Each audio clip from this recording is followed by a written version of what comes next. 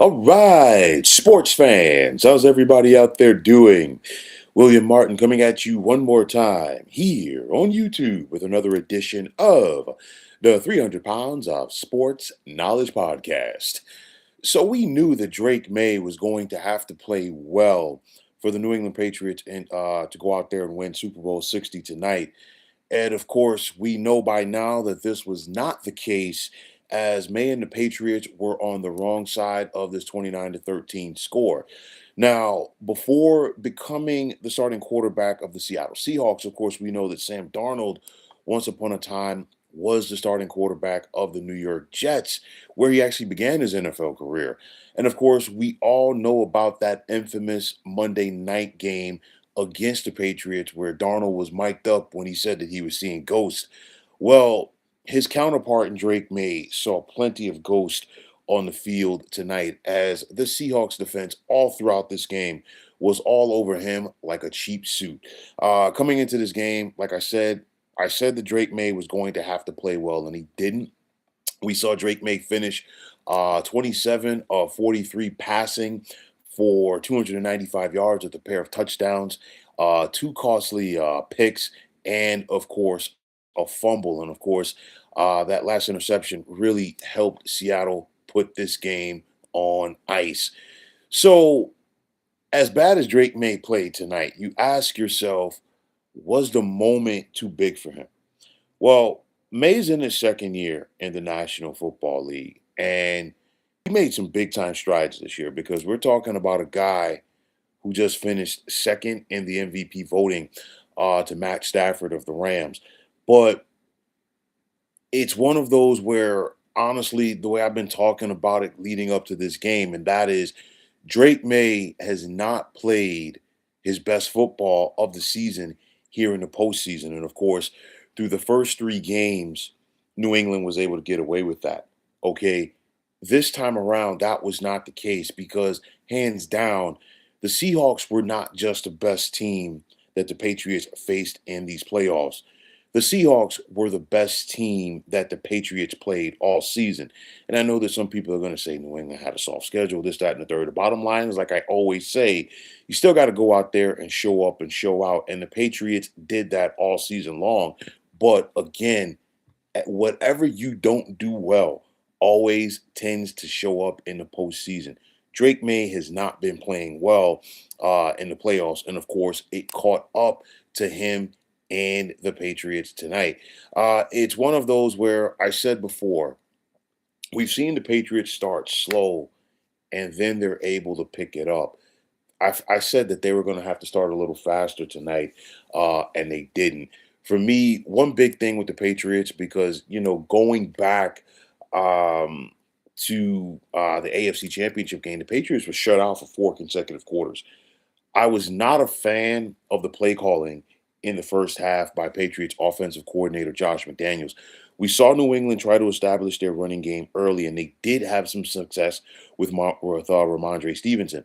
The problem was, okay, you've got to go play action off of that. And of course, instead of that, New England was tipping their hand to Seattle, and they were just dropping back and passing. And of course, it allowed that great pass rush for the Seahawks to just really pin their ears back and get going. No, you've got to go play action. You've got to throw some screen passes to keep this team, defensive rather, off balance. And of course, in my opinion, the Patriots did not do a good job of that. And of course, later on in this game, when the score was out of reach, their run game was a moot point.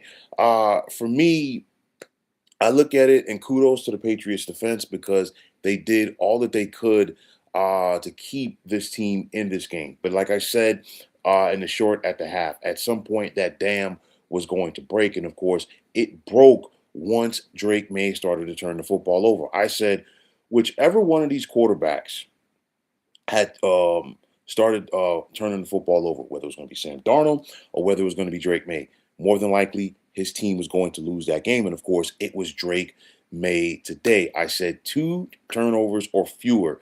you'd have a chance to win. If you created two or more turnovers for a defense, you were going to have an opportunity to win. And of course, Seattle was +3 in the turnover category, which meant that New England was clearly -3. It's one of those, it was all about ball security, and it's not just about Drake Maye. I know people are going to get on the fact that, well, the Patriots had two rookie offensive linemen at left tackle and left guard. Well, guess what? It was good enough for them to get to this point. But again, I think that they would have benefited as well from more play actions to try to neutralize that pass rush of the Seahawks. And of course, that was not the case today. So, on the flip side for Seattle, and for anyone who has not paid that much attention to the Seahawks playing football this season, tonight they just got to see how special that this team was and truly is. That relentless defense of the Seahawks, and like I said, they're Legion of Boomish, to say the least. And of course, you got a strong secondary. You got the ability with different guys to create pressure from the front four. And of course, the Patriots and Drake Maye found that out the hard way tonight. You think about this game, and the first half was all about the body blows, if you will, by the Seahawks team. They ran the football. That first field goal, I really do feel that Mike Vrabel should have thrown the challenge flag. I'll give him the benefit of the doubt. Didn't get the chance to see that replay. And of course, Seattle got up to the line and ran a play before New England could really see it. But nonetheless, that's 3 points right there. But Seattle ran the football early on, and they kept running the football. They stayed with Kenneth Walker throughout this game. And of course, New England defensively made the key stops early to keep the Seahawks out of the end zone. And of course, it was just field goals keeping their team in the game. But like I said, once Sam Darnold, I mean, pardon me, not Sam Darnold. Once Drake Maye started to turn the football over in the second half, the bottom line is New England didn't have a hope. Credit to this Patriots defense. Like I said, they did all that they could. But at the end of the day, once it got to 19-0, it was just a matter of crossing the T's and dotting the I's and figuring out what the final score of this game was. The bottom line is it was old school smash mouth football for the Seahawks. They played good D. They put Sam Darnold in positions where he did not have to go out there and win the game for them. And guess what? They stuck with their running game. And like I said at the half, it was shaping up to be a Kenneth Walker Super Bowl MVP night. And of course, that was the case. K9 had 27 carries for a buck 35, and he was just consistent as he just leaned on and continued to lean on this Patriots defense, and of course, go out there and move those chains. For me, as good as this Patriots defense was all season long, and of course, in this postseason, this was the first time that they didn't force a turnover. They were able to heat up Sam Darnold at times, okay? They were able to get him off of his mark, but they couldn't do it. Was just like they were just a split second late as far as getting that sack force fumble or getting that key interception. Okay? That and at the end of the day, football is a game of inches. Okay, and we found that out once again tonight in this one. The bottom line is, what can you say about the job that Mike McDonald has done in his second year in Seattle? He has gotten this team a Super Bowl championship. They won 10 games last year, but of course, it wasn't good enough for them to get to the postseason. They improved the quarterback position, basically brought back a lot of guys. I know that they picked up veteran DeMarcus Lawrence at defensive end from the Dallas Cowboys, but nonetheless, this Seahawks team is basically a carbon copy, if you will, almost, of the championship team that we saw many years ago in the Pacific Northwest. But again, you look at it, Sam Darnold didn't have to go out there and play hero ball. Sam Darnold did not have a great game, and he didn't have to. He was 19 of 38 passing for 202 yards with the one touchdown throw. And again, that is the brainchild, if you will, of a team that has balance. Like I said before, coming into this game, Sam Darnold didn't have to go out there and win this game by himself. And Sam Darnold, for the most part this season, has not had to go out there and win a game by himself for the Seattle Seahawks. And I think tonight was truly a microcosm of that. So you look at this Seahawks team, okay, and you've got to wonder, could we be in the infant stages of a dynasty, a football dynasty in the Pacific Northwest?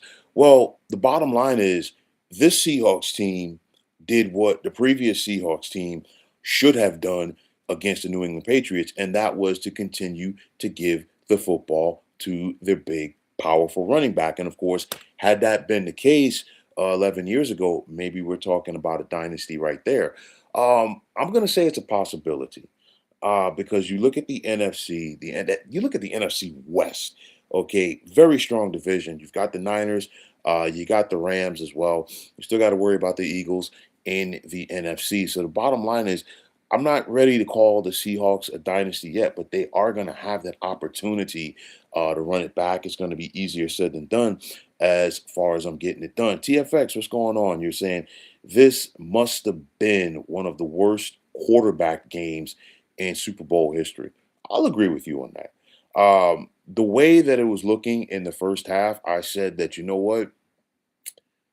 Whichever defense went out there and started getting the turnovers, they were going to win this game. And of course, that was the Seattle Seahawks. The bottom line is, like I said before, Drake Maye did not play well. It was one of those where he never seemed comfortable all night long. And honestly, throughout these playoffs, Drake Maye really hasn't played well. But the teams that the Patriots faced, they were able to overcome that. You can't overcome that against a good team like the Seattle Seahawks. Drake Maye was missing guys.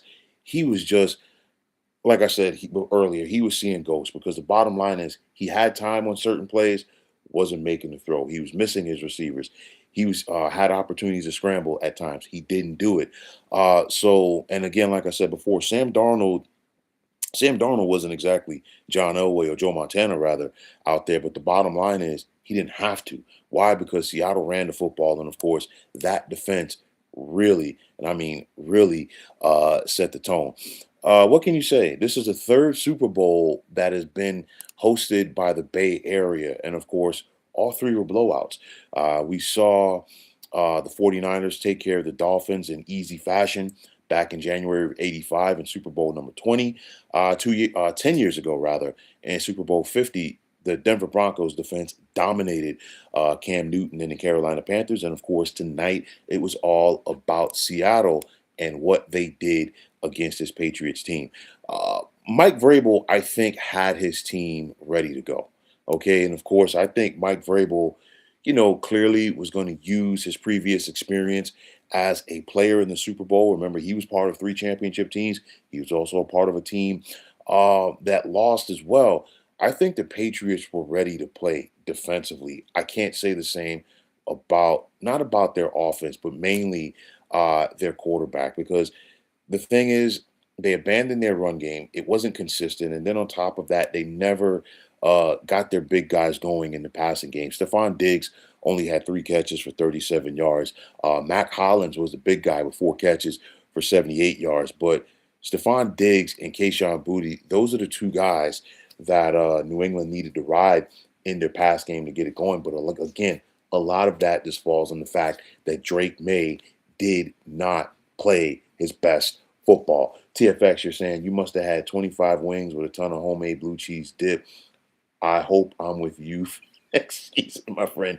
Well, I'll tell you like this. I had some wings, but I didn't have as much because, just sidebar, I threw a couple of other things in there. I decided to eat a little healthy today with salad and corn and all of that other good stuff.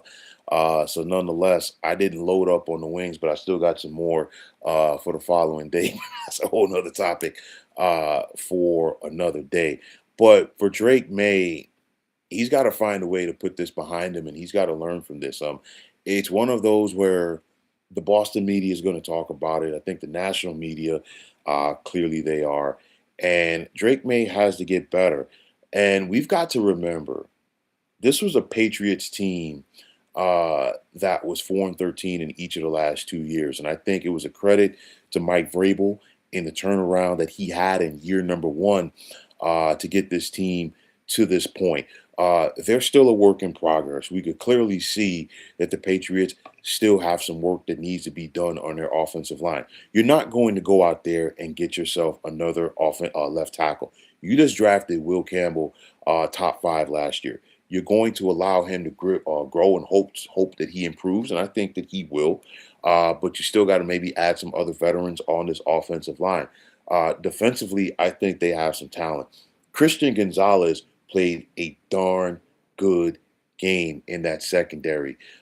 We saw the likes of Barmore, Anthony Jennings, Milton Williams consistently put pressure on Sam Darnold this evening. I think this Patriots defense under Mike Vrabel is trending in the right direction because as good as they were this season, I think the Patriots are going to be better next season through this experience, the coaching of Mike Vrabel, and also, um, their ability to go out there and continue to build through the draft. The Seahawks, and it's a scary proposition, this team's got a lot of cap space heading into the offseason. And I know typically what happens is, when teams win, a lot of guys, they're looking to get more money, rightfully so. It's going to happen. But one thing that we've seen under Mike McDonald, and of course, John Schneider running this front office, and that goes back to the days of Pete Carroll, the Seahawks draft so well. They've got depth. And we got an idea of that depth because, some people thought, well, with Zach Charbonnet going out with a knee injury in the second round against the Niners, it was going to hinder Kenneth Walker. Kenneth Walker was like, no, no, no, I got you. Get on my back. And we saw what K&I did over these last 2 games against the Rams. And then, of course, tonight against the Patriots when the title was on the line. You're saying Diggs was too busy staring into the camera during the national anthem. He wasn't ready to play.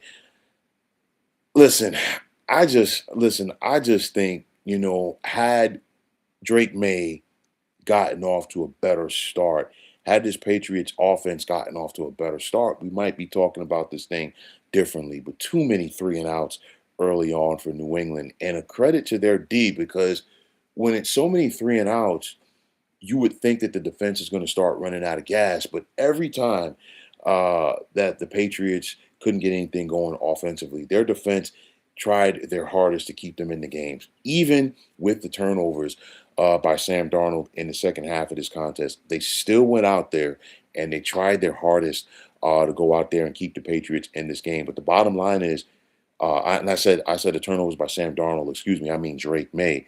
But nonetheless, Drake Maye is going to have to learn from this. Again, like I said before, just his second year in the National Football League, and I truly do believe that he and the Patriots are going to be able to bounce back from this, and I think they'll be bigger, better, and badder going into 2026. But nonetheless, this night and this season belongs to the Seattle Seahawks. It's one of those things where I think as a league, we're going back to a league where, you know what, we're not putting it all on the quarterbacks to go out there and be superstars. We're not putting it all out there on the quarterbacks to go out there and be special. And that's the way that this Seahawks team is constructed. When we saw Sam Darnold have problems earlier in his career, most notably with the Jets, it was because the Jets wanted Sam Darnold to do too much with not a lot of talent around him. The Seahawks are basically not asking Sam Darnold to do too much, and they've got a plethora of talent around him on both sides of the football. I think that is something that the Patriots are going to continue to build to in the future with Mike Vrabel and say, hey, you know what? Let's continue to put talent around Drake Maye, especially since he's on his rookie deal, and not ask him to go out there and single-handedly win the game for us. Drake Maye has talent. Again, like we saw this kid finish second in the MVP voting this season. That wasn't a fluke. Drake Maye had a great regular season, but like I said, it was just a situation where here in the postseason, he didn't play well. He was able to escape it in the first 3 rounds, but here in the Super Bowl, when the chips were pushed to the middle of the table, he could not get it done. But nonetheless, Super Bowl 60 belongs to the guys from the Pacific Northwest, the Seattle Seahawks. They played the better game. They executed their game plan, especially defensively. And the bottom line is they're taking the Lombardi Trophy home. But folks, that is going to wrap it up. And as always, I want to take this time out to thank each and every one of you for checking out the 300 Pounds of Sports Knowledge podcast here on YouTube. It's been a great football season to talk football with you folks. And for me, it wasn't just about college football, it was also about the NFL as well. I had a great time talking football with you. And I'll tell you like this, clearly, I'm not slowing down because I've got other sports to talk about about. You guys know that. But I'm not going to put the football talk to bed right now because there's going to be plenty to talk about because free agency is going to be coming up before you blink. The combine, a lot of movement with some of these teams as far as their quarterbacks go, you name it. So we still got plenty to talk about in regards to the National Football League. And for all you folks who check this out, if you like what you heard and saw, you know what to do. Just hit that like button as well as subscribing to this channel. TFX, my man, as always, it's a pleasure. And please don't be a stranger to this channel. If you're on the X, formerly known as Twitter, check me out at 300 Pounds of Sports. And like I always say, if you give me that follow, I will do the same in return. That also goes for Instagram, and you can check me out at 300 Pounds of Sports Knowledge. Also, if you're on Facebook, definitely check out the Sports Depot 365. And like I always say, one of the better sports groups going on social media. You're saying we got the NBA getting hot. Uh, yes and no, but I think things will pick up after the All-Star game. And the bottom line is let's see which of these NBA teams can stay healthy going into and, of course, through the postseason. And speaking of other sports, good news, folks, for all you baseball fans, pitchers and catchers are about to report for spring training.